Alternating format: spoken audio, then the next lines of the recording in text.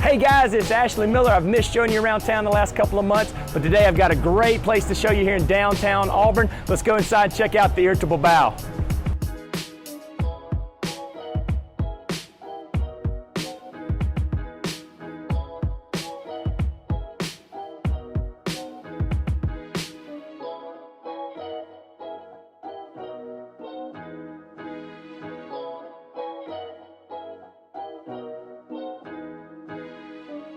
I'm excited to be here with Whitley Dykes today of the Irritable Bao. Hi. Yeah, it's so good to sit down and to share your story with you.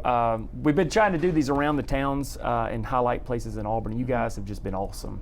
It's been fun to watch your story. And you're originally from Auburn, or at least since 8th grade. So tell us a little bit about growing up in the community, the changes you've seen. Oh man, Auburn is such a good place to live.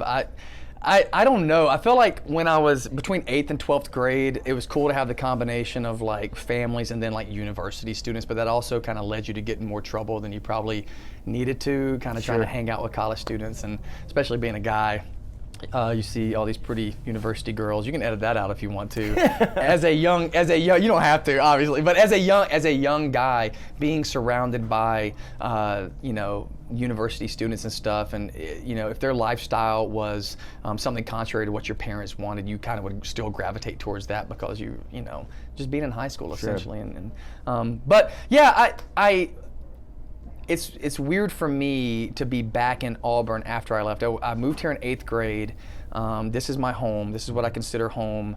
I went to 2 years of school here, and then I moved away for a long time. Right. And I never thought that I would actually live in Auburn again after I left because, especially in 2007, I moved to California, I moved to all these different places, but in 2007 I moved back to Alabama, 2006 to go to UAB. Right. And during this time at UAB, I had a profound encounter with God and His love that changed my entire life. And prior to that, when I was kind of my first 2 years of college here, my lifestyle was so different.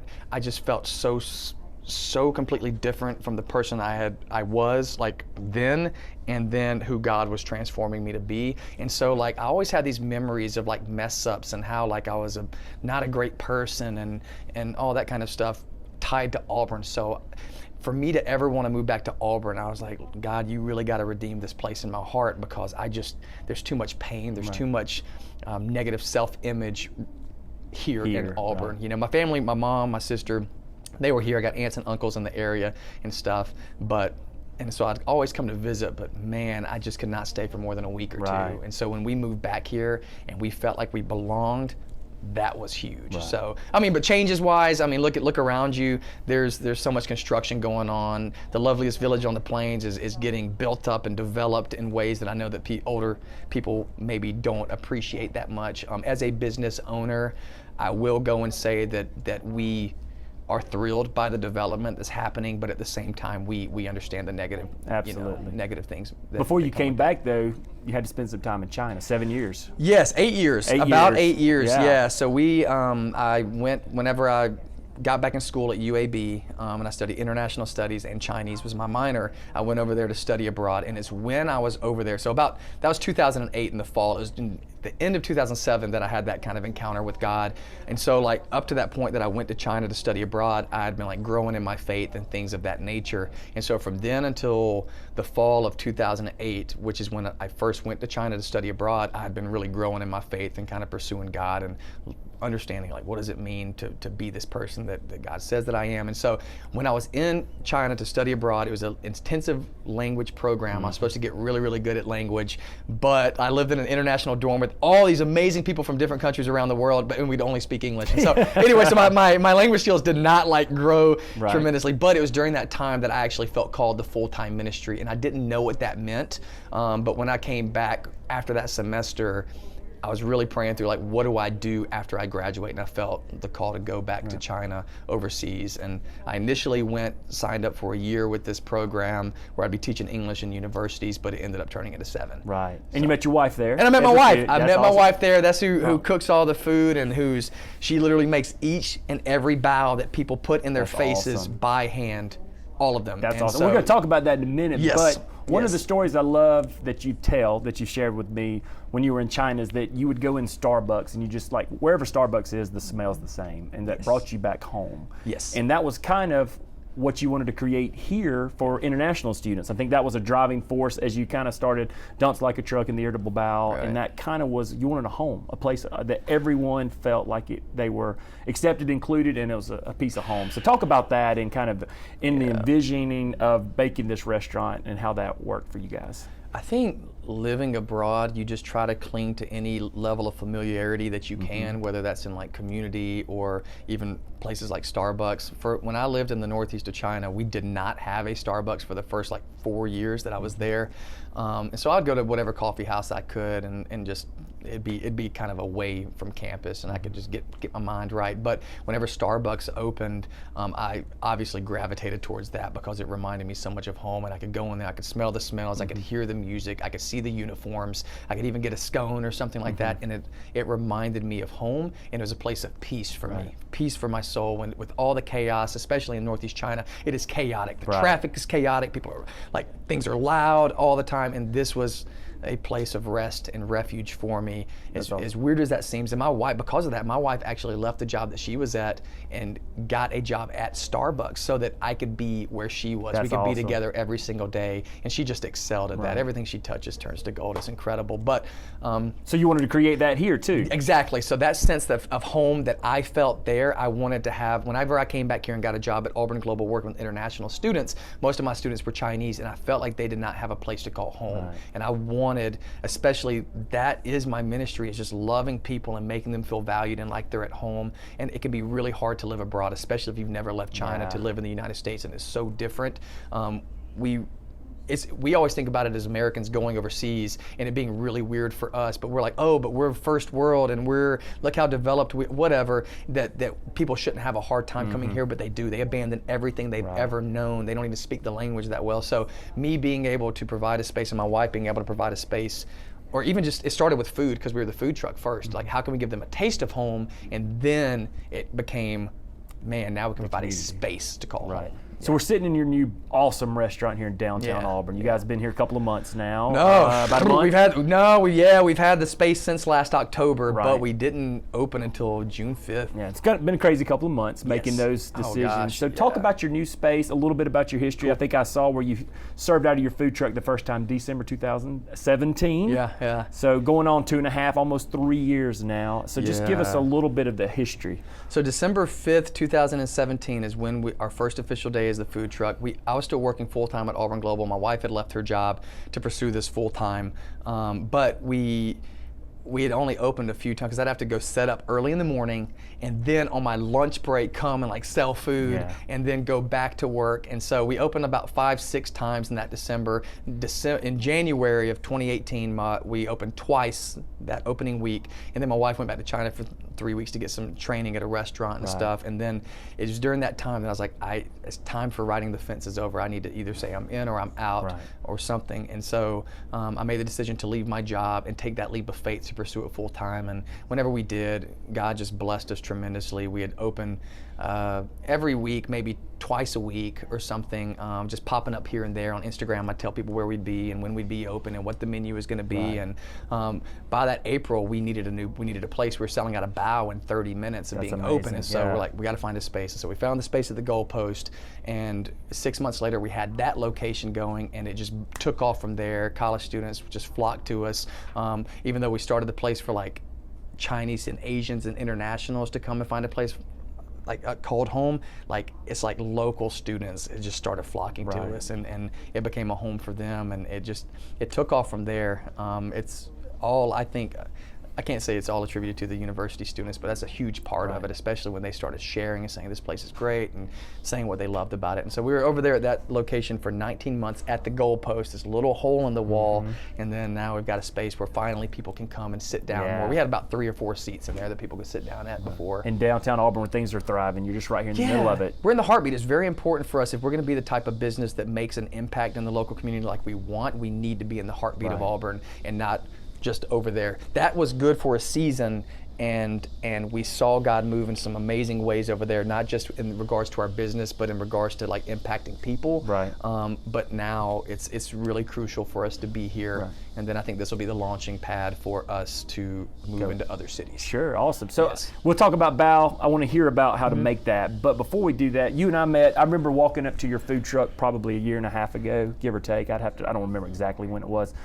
But you made me feel like you've known me my whole life. Like you're just like, hey, I haven't seen you. What's your name? And I think my wife was with me. We were at Acre. Yeah. And Yeah, and they're so awesome too. that was that as a business owner myself, like you have a way to have, you've built a community, built a following, and everybody loves what you're doing, but it's not just about the food, it's about the way you make people feel. And I read a quote that you said, love people, make them feel special, and everything else will fall into place. And I think that's really, looking from the outside in, that's what you've been able to create here in the community. So you've really spoke to that a lot, but I'd like to hear you talk about that and then transition in. Tell me a little bit about the food itself, because we gather around tables in America, and that's really what's makes that connection. So just like to hear your thoughts and talk about that a little bit. I mean, the heartbeat of who we are is treating people and making them feel seen and loved and valued. You can make such a profound impact if you posture your heart to impart something to that person, whether it be a word of encouragement, whether it be just a smile, a hug, a high five, something to brighten their day. We didn't do it as a marketing ploy. We never do. We do it because we genuinely just want to love people well. And I think that's what keeps bringing people back. The food, I think, is really, really great. We get innovative with it. And so people do come back just for the food. And for those people who are like, I don't want to deal with the hassle of like the owner being in my face trying to overlove me or something, maybe one day we'll have a drive-through place where people can just go get back. You know what I mean? But that's who I am, and I'm never going to apologize for trying to love people well. It's just our heartbeat. My wife even said, like, if we ever make it about selling food and not serving people, we need to shut this whole thing down. And so we live by that.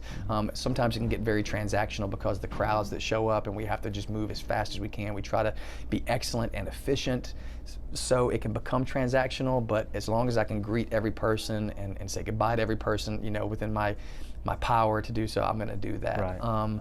The food itself is it's called Bao. It's from China, but they have it in different parts of China, even in Asia, excuse me, and even in Hawaii is something called Manapua. And so it's that region over there, but the specific ones that we focus on first are what was native to my wife's region in the Northeast China, the types of flavors, and then we've started doing some fusion things as well to just get more locals who might be scared of like, I don't know about zucchini and egg and glass noodle. Okay, let's do a buffalo chicken dip bao. But which is most popular. Which is really, it is the most popular. We've started doing some other fusion. I was always opposed to egg rolls because I'm like, that's not real Chinese. But then I was like, but neither is buffalo chicken dip, but bao is, right? And so I was like, let's go ahead and start doing some fusion egg rolls instead. So cheeseburger egg rolls, Philly cheesesteak egg rolls, and things like that. We're doing a dessert one this week. So let's see how this goes. But and then also us doing these fusion types things have allowed us to invite other restaurants and chefs from the area to collab bao rate with us. And to just put a filling in there. Some restaurants or some chefs, like Aricia, Chef Miguel over there, he just donated all of his filling to us to where that we could use that money to sponsor a kid overseas, or like Lucy's, whenever they did it, they said everything that you sell that would otherwise go to us if we cut them a check said sponsor a kid with that. So we co-sponsored a kid with them, with Lucy's and Chef Brian and Chef Haley over there. And so that's been really cool to be able to throw fusion things in the mix as well. But yeah, everything's made from scratch here. We mix the dough, we weigh the dough, we cut the dough, we roll the dough, we fill the dough, and then my wife does the twisty. She gets every single one and puts them on there, each and every one. So it's very labor intensive, and everything is 100% fresh. People say, why don't you do it the day before and freeze it? But we will not compromise quality to make it more efficient. We'll make it efficient and really good. So, Whitley, the one thing, go back to your point, you do come across as very genuine. So I hope you don't change. We love that about what you guys are doing here. You support the community well. You have a couple of other things that you support. Read a little bit about that, but talk a little bit about why that's so important to you as well. We've talked, I know we've mentioned a lot of those things, but some specific organizations and when people come through your door, buy the product, where's it going? Yeah, so first of all, I think it's in our DNA to co-labor with God in some form or fashion. Not everybody's looks the same. I'm going to feel most alive if I'm living what my design is. If I'm living life with my design, something inside of me will be alive. That is food for my soul. And I've come to learn that me serving the community, whether locally or globally, is what feeds my soul. But it is a sense of genuine love where this, even if I was having a hard time doing it, I really believe that much in the mission of God, that the kingdom of God looks like something, and it's not just about getting people to heaven, but how do we bring heaven in a sense to earth and bring transformation to people who could or situations where they could really use it. So when we first started, we partnered with an organization called Empowering Young Warriors Asia, and these kids live in the absolute worst poverty. They live in dump sites where they scavenge through trash to make a living or to find food. It's crazy. They'll find old KFC chicken bones, and then they'll refry them and eat the stuff off the bones and stuff. And so how can we not just, we started by wanting to put thong sandals on their feet. The Dumps Like a Truck, it was kind of we were going to put thong sandals on their feet, but we're like, that doesn't do anything but put a Band-Aid on a gash that needs to be solved. And so there's this generational poverty that they will never get out of unless some kind of change happens. And so us partnering with an organization that was like-minded in the sense that spiritually, yes, we want them to infuse within them that they are valued, that they are loved by God, that they are not defined by their circumstance, and they are powerful beyond measure to change the lives of other people in their area.